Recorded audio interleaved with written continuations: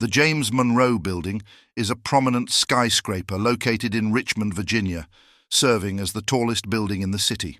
Completed in 1981, the building stands at 449 feet, 137 meters, tall and comprises 29 floors. Named after James Monroe, the fifth President of the United States, the building serves primarily as office space for various state government agencies, making it a key component of Virginia's state administration.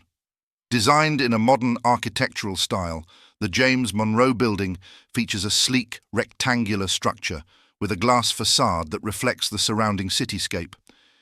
It is strategically located in downtown Richmond, near other significant government buildings and landmarks.